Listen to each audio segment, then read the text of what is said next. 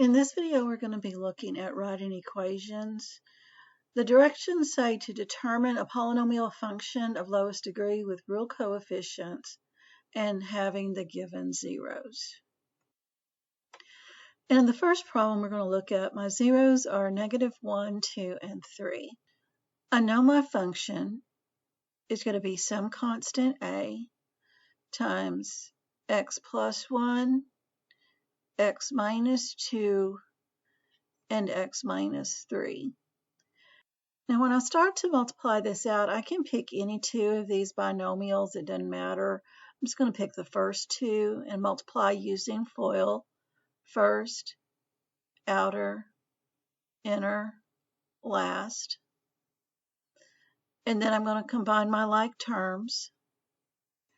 Now to complete this problem, I'm actually going to come over here to the side and do my scratch work. I'm going to rewrite this to where the binomial is first, and then I have the trinomial. And I'm going to start off by distributing the x. So everything in the second set of parentheses is going to get multiplied by x. Then I'm going to distribute the -3. So everything in my second set of parentheses gets multiplied by -3. So going back to the left-hand side of the page, I have some constant a times x cubed minus 4x squared plus x plus 6. And I really can't go any further with the information that I'm given. I really don't know what a is. I don't have a graph to look at. But in my math lab, you're going to be given something like this to type your answer. So from here, I can tell that my leading coefficient is 1. So a is 1. So I can just go ahead and type my answer into these blanks.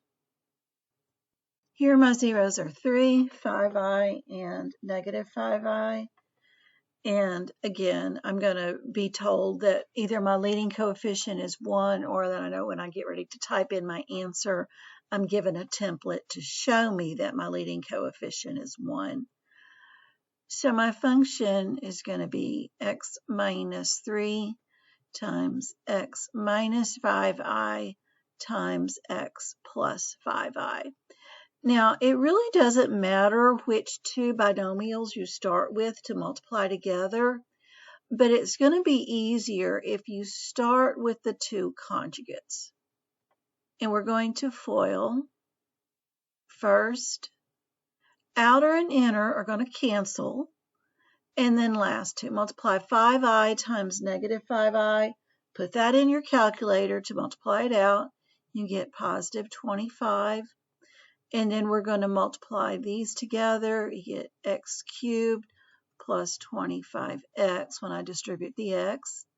Then distributing the -3, I get -3x squared minus 75. And then I'm just going to rewrite this in descending order. Okay, in this example, my zeros are square root of 5, negative square root of 5, and 4. So here are my factors. And again, I don't have an a written here in front of my factors because I know that a is going to be 1 in this particular problem. I'll either be told that in the directions or it will be obvious from how I'm supposed to type in my answer. So I need to multiply this out, and it doesn't really matter, again, which two binomials I start with, but it's going to be easier if I start with the two conjugates, which are the first two set of parentheses. So I'm going to FOIL first. Now the outer and inner are going to cancel because they're conjugates, and then multiplying the last two terms, I get -5, and put that in the calculator if it helps. Type in negative square root of 5 times positive square root of 5, and you'll get -5. Now from here, I'm going to FOIL first, outer, inner, and last. And that's my answer. Okay, in this problem, I'm given 3 zeros, just like I have in my other problem. But what's different is that this 0 has an addition in it, has 2 terms in it, and here I've got subtraction. So that makes this problem a little bit more difficult. So I'm going to start off the way that I've done the other problems by writing out my factors.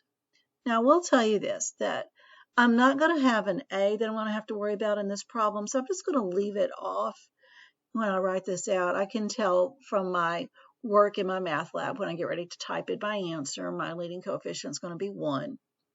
Now, normally when I write out my factors, I would put parentheses and then x minus and then my 0. But because I'm subtracting -2 plus the square root of 3, that 0 of -2 plus the square root of 3 has to be in parentheses, right? Whenever you're subtracting a binomial, you need to put that in parentheses. And to me, this just looks odd when you have parentheses within parentheses. So I'm going to go back and I'm going to change my outer parentheses to brackets. So that's my first factor. Then I'm going to do a similar thing with my second factor. My last 0 was 1, so my factor is going to be x minus 1. And I've put that in brackets as well, just so all of my factors are in brackets. Now the next thing I'm going to do is to drop the parentheses here and here. Now be careful that you distribute that negative sign all the way through when you drop the parentheses. Now from here, there's a couple of different things that you can do. You can multiply out these two trinomials by distributing the x, distributing the 2, and then distributing the negative square root of 3. But I'm going to do this problem a little bit different. I'm going to use a little math trick here to make my multiplication go a little bit quicker.